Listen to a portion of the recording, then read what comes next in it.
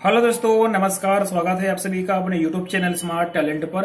दोस्तों, इसके अलावा मैं अनअकैडमी पर एक एजुकेटर भी हूं, तो मेरे द्वारा बनाए गए सभी कोर्स आप देख सकते हैं। इसके लिए सिंपल सा आपको जाना है गूगल प्ले स्टोर पर और आपको डाउनलोड करना है अनअकैडमी का लर्निंग ऐप। उसके बाद में उस ऐप को आप इंस्टॉल करेंगे और मेरे द्वारा बनाए गए सभी कोर्स आप देख सकते हैं, जो कि आपके UPSC, UPPSC, ROR, UPPCS, SSC bank, railway आदि सभी एग्जामों के लिए आपके इंपोर्टेंट और महत्वपूर्ण कोर्स में लगातार वहां पर आपको दे रहा हूं। तो दोस्तों, आज अभी आप डाउनलोड करें अनअकैडमी का लर्निंग ऐप और मुझे वहां पर आप फॉलो कर सकते हैं और मेरे द्वारा बनाए गए सभी कोर्स आप देख सकते हैं। हेलो दोस्तों, नमस्कार। स्वागत है आप सभी का अपने यूट्यूब चैनल स्मार्ट टैलेंट पर। दोस्तों, यहाँ पर आज हम बात करने वाले हैं यूपी ट्रिपल एससी एग्जाम को लेकर, यानी कि ग्राम पंचायत अधिकारी प्रीवियस ईयर का जो पेपर है 2016 का, उसके बारे में यहाँ पर हम बात करेंगे।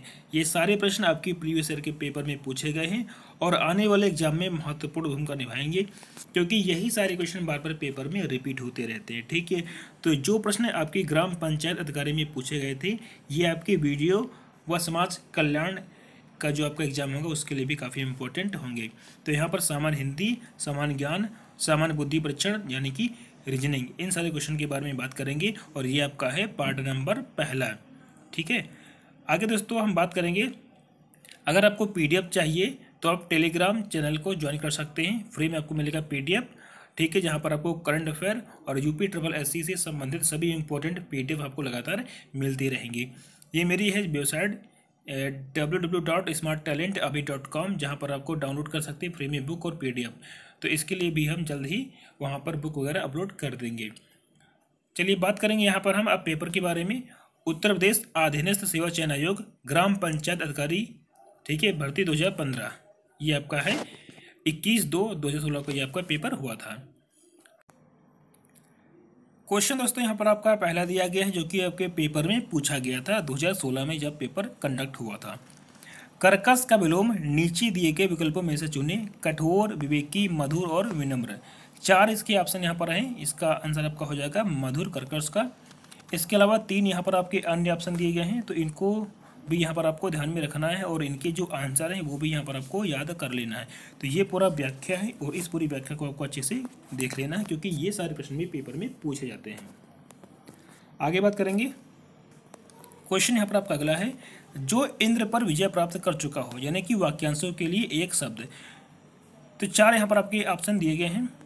इनमें से आपका राइट क्या है? इंद्रजीत। तो यहाँ पर जितने भी क्वेश्चन मैं आपको बता रहा हूँ, ये सारे टॉपिक आपको अच्छे से यहाँ पर तैयार कर लेने हैं और हमने आपको वीडियो भी दिया है, तो आप उसमें देख सकते हैं कि कौन कौन से टॉपिक यहाँ पर आपको तैयार करने हैं और कहाँ से करने हैं। ठीक है, तो इसका आंसर आपका है सी, यानी कि जो इंद्र पर विजय प्राप्त कर ले। इसके अलावा जबकि इंद्रियों पर विजय प्राप्त करने वाले को जितेंद्रिय कहते हैं। तो दोनों में यहाँ पर आपको कन्फ्यूज नहीं होना है। आगे, उच्च कुल में पैदा व्यक्ति धनी, सवर्ण, श्रेष्ठ या कुलीन, तो इसे कुलीन कहते हैं। आगे बात करेंगे, ईश्वर तुम्हें दीर्घायु दे, अर्थ के आधार पर वाक्य का भेद यहाँ पर आपको बताना है। तो ऐसे सारे प्रश्न और ऐसे सारे टाइप के क्वेश्चन हमने आपको करवाए हैं। ठीक है, तो ये आपका प्रश्नवाचक है, विषमय वाचक वाक्य है, इच्छावाचक है या निषेधवाचक है। तो अगर आप अनअकैडमी पर मुझे वॉच करेंगे हमारे वीडियो को, तो आपको ये सारी चीज़ें वहाँ पर मिल जाएंगी और यूट्यूब पर भी मिल जाएंगी। तो इसका आंसर है यहाँ पर आपका इच्छावाचक वाक्य, ये आपका है जी। ठीक है, जिसे वाक्य से इच्छा, स्तुति या आशीर्वाद का बोध होता है उसे बोलते हैं इच्छावाचक वाक्य कहते हैं। आगे बात करेंगे, श्री गणेश का विलोम शब्द यहाँ पर क्या होगा, यानी कि इतश्री होता है। और ये सारे क्वेश्चन काफ़ी इंपॉर्टेंट है, पेपर में बार बार पूछे जाते हैं। फूल का पर्यायवाची नहीं है सुमन, पुष्प, तनुजा या कुसुम। तो इसका यहाँ पर आपका आंसर हो जाएगा तनुजा नहीं होता। बाकी यहाँ पर आपका सुमन, पुष्प, कुसुम फूल के पर्यायवाची होते हैं। ठीक है, लेकिन यहाँ पर आपका तनुजा नहीं होता है।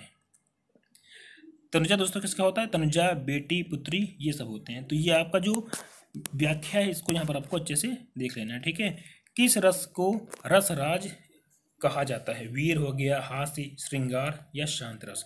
4 यहाँ पर आपके ऑप्शन दिए गए हैं।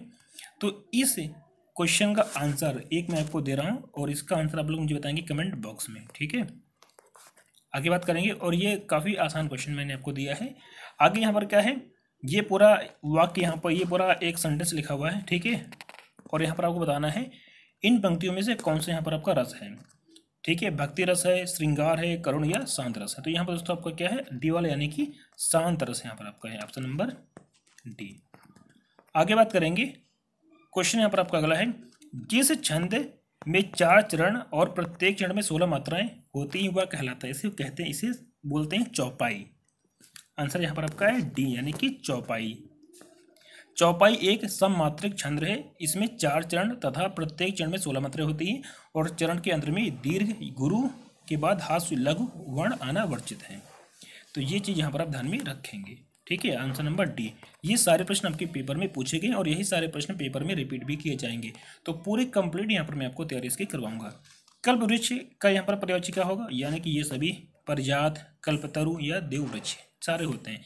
और बाकी यहाँ पर आपकी जो आपका यहाँ पर दिया गया एक्सप्लेनेशन, तो इसमें जितने भी दिए गए हैं वो सारे यहाँ पर आपको याद कर लेने हैं, ठीक है। आगे बात, हिंदी की आदि जननी क्या है। 4 आंसर यहाँ पर आपके दिए गए हैं, यानी कि संस्कृति। सिंपल सा ये क्वेश्चन काफ़ी आपका इंपॉर्टेंट है, यानी कि जो हिंदी साहित्य है वहाँ से भी क्वेश्चन आपके पेपर में पूछे जाएंगे। हिंदी दिवस कब मनाया जाता है, यानी कि ये मनाते हैं 14 सितंबर को मनाते हैं। दिन रात अध्ययन करके भी वह प्रथम स्थान न प्राप्त कर सका, नीचे दिए गए विकल्पों में से इस वाक्य में रेखांकित शब्द की शुद्ध वर्तन यहाँ पर आपको लिखना है, यानी कि इसी अध्ययन ऐसे लिखते हैं, ठीक है। तो इसका आंसर आपका हो जाएगा बी वाला राइट आंसर। अविकारी शब्द क्या होता है, इसके बारे में हमने आपको डिटेल में बताया है। तो यहाँ पर संज्ञा, सर्वनाम, अव्यय या विशेषण, इसे अव्यय कहते हैं, ठीक है। यानी कि जिन शब्दों के रूप में लिंग, वचन और कारक के अनुसार कोई परिवर्तन नहीं होता है उन्हें अविकारी शब्द कहते हैं, जैसे कि आगे, पीछे, ऊपर, नीचे, यहाँ, वहाँ आदि। अविकारी शब्द को अव्यय भी कहा जाता है। इसके 4 भेद हैं, क्रिया विशेषण, संबंध बोधक, समुच्चय बोधक और विषमयादि बोधक। तो पूरी चीज़ें हमने आपको जो अनअकैडमी पर वीडियो दिए हैं हिंदी की, वहाँ पर डिटेल में बताए हैं। बाकी इसका जो हिंदी है इसका मैं डिटेल में आपको मतलब बहुत शॉर्ट तरीके से और बहुत तेज़ी से यूट्यूब पर पूरा रिवीजन कराऊंगा, ठीक है। और जितने भी क्वेश्चन अभी तक पेपर में पूछे गए या पेपर में पूछे जा सकते हैं वो सारे यहाँ पर हम आपको कंप्लीट देंगे, जिससे कि हिंदी में आप बहुत अच्छा स्कोर करें। हिंदी वर्णमाला में व्यंजनों की संख्या कितनी होती है, 32, 34, 33, 36, यानी कि सिंपल यहाँ पर आपको जगह 33। आगे यहाँ पर दोस्तों 16 से 20 ये आपका दिया गया है, पूरा वाक्य काव्यांश दिया गया है 16 से 20। तो यहाँ पर हमने क्वेश्चन को नहीं लिया क्योंकि ऐसे जो आपके पैराग्राफ है उनको आपको अपने मन से खुद करना होगा, ठीक है। क्वेश्चन नंबर 19 यहाँ पर आपका है शब्द का पर्यायवाची शब्द, यानी कि मेहमान पाहन शब्द का पर्यायवाची क्या होता है, मेहमान, पैर, पत्थर या पर्वत। तो इसका आपका हो जाएगा क्या, पाहन का आपका यानी कि पत्थर। Option number C. इस समास में पहला पद संख्यावाचक होता है, किस समास में होता है, यानी कि द्विगु समास। जिस समास का प्रथम पद संख्यावाचक और अंतिम पद संज्ञा होता है उसे हम द्विगु समास कहते हैं। जैसे कि त्रिफला यानी कि 3 फलों का समाहार, नवग्रह 9 ग्रहों का समाहार। तो समास हमने आपको अच्छे से बताया है, तो यूट्यूब पर भी आप देख सकते हैं, जो हमने आपको 53 वीडियो दिए हैं, बताए हैं, ठीक है। प्लेलिस्ट पूरा बना हुआ है हिंदी का, उसमें आप इसको अच्छे से देख सकते हैं। राजपत्र में कौन से यहाँ पर आपका समास है, 4 ऑप्शन यहाँ पर आपके दिए गए, यानी कि यहाँ पर आपका है तत्पुरुष समास। क्वेश्चन दोस्तों यहाँ पर आपका अगला है, निर्देश आपका यहाँ पर दिया गया, यानी कि 23-24 निम्नलिखित प्रत्येक 4 विकल्पों में से बेमेल शब्दों को यहाँ पर आपको बताना है, यानी कि समस्या, खेद, कठिनाई, जटिलता, यानी कि ऑप्शन नंबर बी, यानी कि खेद। समस्या, कठिनाई, जटिलता किसी काम की परेशानियों को दर्शाता है, जबकि खेद क्या इससे भिन्न है। आगे बात करेंगे, घर, परिजन, परिवार, बच्चे, क्या अलग है आपका, घर अलग है, ठीक है। परिवार, परिजन, बच्चे रिश्तों को दर्शाते हैं, जबकि घर क्या है ये आपका भिन्न है। आगे, जिस समास का पूर्व पद पहला पद प्रधान हो उसे कौन सा समास कहते हैं, संबंध, तत्पुरुष, कर्मधारय, अव्ययीभाव या द्वंद्व समास। ऑप्शन नंबर यहाँ पर सी, यानी कि अव्ययीभाव से कहते हैं, ठीक है। और समास के बारे में हमने आपको अच्छे से बताया भी है, ठीक है। थोड़ा सा ये आपका एक्सप्लेनेशन है तो आप इसको खुद से भी पढ़ सकते हैं, ठीक है। अव्ययीभाव समास का प्रथम पद प्रधान और अव्यय होता है, प्रायः इन शब्दों का प्रयोग क्रिया विशेषण की भांति होता है, जैसे कि प्रतिदिन यानी कि दिन दिन, यथार्थ यानी कि अर्थ के अनुसार, बेकाम यानी कि बिना काम का, इत्यादि। आगे बात करेंगे क्वेश्चन नंबर 26 से 29, यहाँ पर क्या है, निम्न भक्ति काव्य के प्रमुख कवि के बारे में यहाँ पर आपको बताना है, यानी कि दिए गए विकल्पों में से निर्गुण भक्ति काव्य की प्रमुख कवि कौन है, यानी कि यहाँ पर आपके हैं कबीर। तो ऐसे क्वेश्चन भी यहाँ पर आपको ध्यान में रखने हैं जो कि पूछे ही जाएंगे, ठीक है। तो यहाँ पर ये जो मैं आपको दे रहा हूँ प्रीवियस ईयर के पेपर, इससे आपको अंदाज़ा लग जाएगा कि क्वेश्चन कैसे पूछे जाएंगे और आपको तैयारी क्या क्या यहाँ पर करनी है। भारतीय संविधान में किस भाषा को राजभाषा के रूप में स्वीकार किया गया, अंग्रेजी, उर्दू, हिंदी या तमिल। सिंपल सा आपका सी है, यानी कि हिंदी। संविधान के भाग 17 के अनुच्छेद 343 के अनुसार संघ की राजभाषा क्या हिंदी व लिपि क्या है देवनागरी है। काफ़ी आपका क्वेश्चन इंपॉर्टेंट है। कामायनी महाकाव्य के रचयिता यहाँ पर कौन है? सिंपल से यहाँ पर दोस्तों आपके कौन है? जयशंकर प्रसाद। तो यहाँ पर आपका रचयिता और रचना वाले क्वेश्चन भी पूछे जाएंगे। तो वीडियो हमने आपको पहले से यहाँ पर प्रोवाइड करवा रखा, तो आप उसको वॉच कर सकते हैं। ठीक है, आगे बात करेंगे पृथ्वीराज राजव किस काल की रचना है? आदिकाल, रीतकाल, भक्तिकाल या आधुनिक काल? तो सिंपल सा यहाँ पर दोस्तों आपका हो जाएगा क्या? आदिकाल। आगे बात करेंगे, ये आपका पूरा एक पंक्ति लिखी हुई है। ठीक है, ऊपर ये 2 लाइनें और नीचे ये 2 लाइनें, और आपको यहाँ पर बताना है कि इन पंक्तियों में कौन सा अलंकार है। तो यहाँ पर आपका है मानवीकरण अलंकार, यानी कि ऑप्शन नंबर डी इसका है राइट आंसर।